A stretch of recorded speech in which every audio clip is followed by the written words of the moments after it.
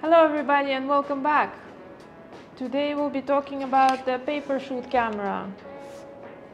Whenever people see this, they are asking what the hell is this?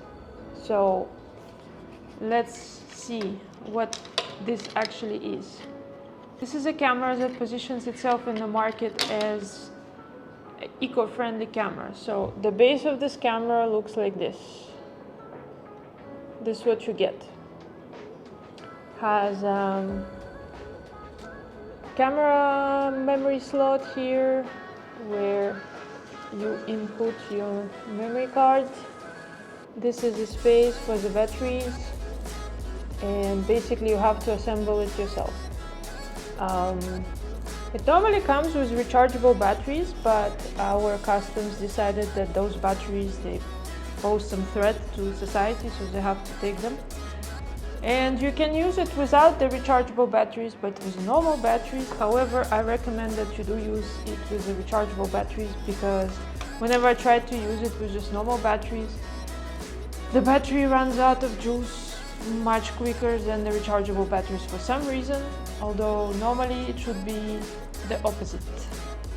So I got this two batteries from IKEA. Well, let's install them and assemble the rest of our camera. So basically you can already start taking pictures. This is your shutter button, and when the camera takes a picture it makes this kind of noise. So yeah, just have a look at this wonderful technology. Alright, so my camera, it came with this wooden case. But the base idea is that you get the camera with the paper case, and the paper case is much more eco-friendly than anything else. So you can have a bunch of them, and if you throw them away, it's not gonna harm the nature and whatnot. So, all right. So the batteries decided they're not gonna stay, so we're gonna install them once again. So then, after you install your batteries, you have to carefully put it in the case and align everything. And then there is this part that comes in front here, up, and then there are screws. So you put this nice brass screws here, and hopefully they fit somehow. So number one, and number two, and then there is a screw on the back. There's a little screw goes in the back, and then you must screw this in place. To be honest, this is quite annoying, the screws, because every time I leave this camera for a while in my closet or in my bag, the batteries go flat. I try to take a picture, doesn't work. I have to unscrew everything and reinstall the battery once again. So, but technically it's not a difficult process. You just have to do this, and then you use something better than your nails to tighten it, but it is what it is. So now, what does this camera also have? So it has a little lens over here. This is the first generation of this shitty camera, so to say. So it claims that it has same sensor as iPhone, but I don't know, maybe iPhone like of the first generation, because the pictures that come out of this are quite particularly interesting. So it has a viewfinder, so if you want you can viewfind here, and this is your shutter button. You press here to take a picture. On the back we have a switch over here, so this switch switches between the normal color picture. The second option will be black and white. The third one is something blue, and the fourth one is third one is sepia, and the fourth one is blue. So there's letters here neutral, no color, S and B. Yeah, it also has this, you can see here, this slot. So if you connect, like, the charger for this, then you can also take shitty videos if you want. Yeah, and another thing, there is another slot here in the back, like this one. You can buy some kind of filters and put them in there, so it's gonna create some effects. Also, this lens here is magnetic, so you can buy some like lens accessories and put them on top of it. And yeah, as you can see from the size and the build quality of this, it's not supposed to be very good pictures. I mean, the lens itself is it's just minuscule. And here it says simple light, I don't know, and DIY digital camera on the front. So yeah, what are the advantages of this camera? Well, first of all, let's say that nobody thinks this is a camera. So if you just pass by and just do this, people really don't pay attention. I think if you actually wanted to remove the sound, you could disconnect the speaker from inside and could just be pressing. And also does the blue light when it's taking a picture, so you might know that you're taking a picture by that. Yeah, the quality, as I said, is questionable, but they are trying to sell this little camera as like a cheap film camera that doesn't require you to spend money on film, since film is expensive these days. And yeah, for me, I personally think that the best use for this camera is to shoot pictures in black and white. They come out nice and contrasty. Color pictures, they have some fringing. But I must say that this is, this is the first generation of this camera, and the second generation, it has a better sensor. It has like 18 megapixel, and this is supposedly 16, but I would say it's maybe 12.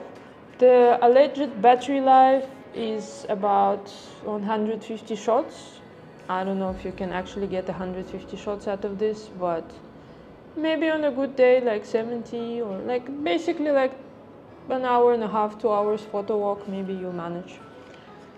So let's go out and take some pictures and see what's the real life situation, how it looks like. So we'll check all the different settings, and then you can make a decision if you actually need to spend 150 bucks on this pocketable piece of wood or paper if you choose the paper, or there's also transparent plastic, which looks quite cool but not as discreet, and there is, I think, leather cases and some other things. I mean, it's a fun thing to bring. People like to talk about it. It's like a social conversation starter, but otherwise, as a camera, let's just say I have better cameras. So first of all, I have to say that the area where I live is now looking a little bit like Baghdad because there's too much construction, but we have seagulls, so maybe we can take some pictures of seagulls. Also, this camera has quite an interesting effect when light hits it, so let's see if we take a picture of this, what's gonna happen.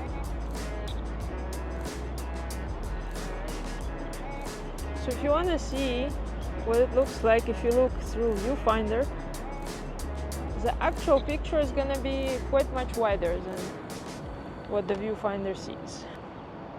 Here is a bunch of seagulls.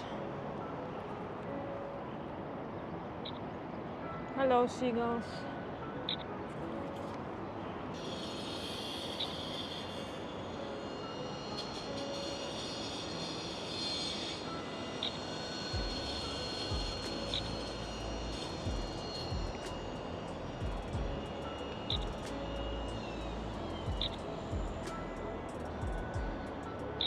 All the seagulls decided to relocate where I just came from.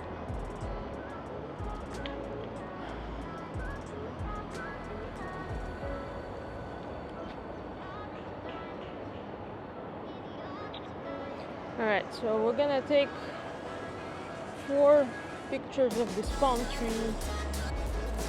This is a palm tree. We're gonna take a neutral, a black and white, a sepia, and the blue one. Let's see how it goes.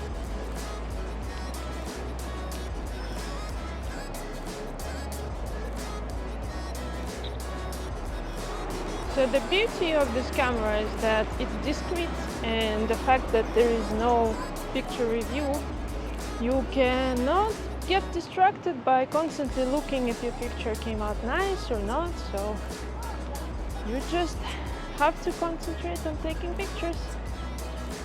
Alright, we have found another bunch of seagulls.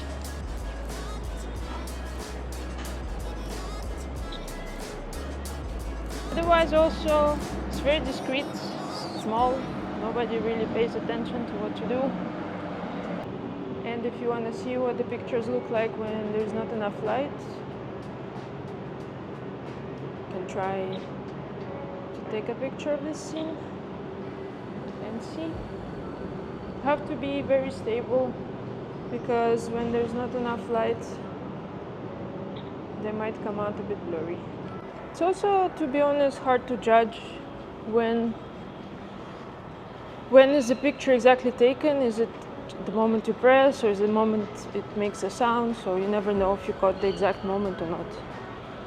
But you know, you never know who's film either, so this is what it is. And the lens is wide. If you think that you're not close enough, I think you have to get a little bit closer, even, because it's really wide. I don't know why they sell also lenses for wider view, because it's already quite wide.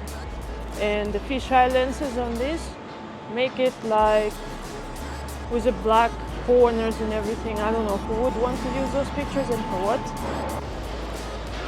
Here's a beautiful scene with some shadows. We're also gonna try all the modes in here. Yep.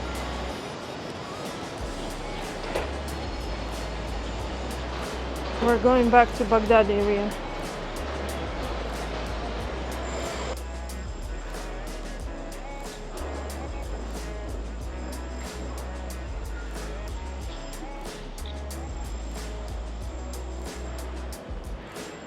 Here we have some crows and some small birds having a good time here. So yeah, let's see if we do a close-up like this. And one other thing I forgot to mention is that no matter when you take your pictures, it will always show you as if it's taken on 1st of January 2020. So I don't know if there is a way to change this, but basically you'll have to adjust the date of your pictures later on in post. And yeah, if you're thinking to buy this camera, I definitely recommend you to buy a second edition of it. And don't have too much of high expectations, just have fun. Like, this camera is just for having fun. I hope you enjoyed this, and take care. See you soon.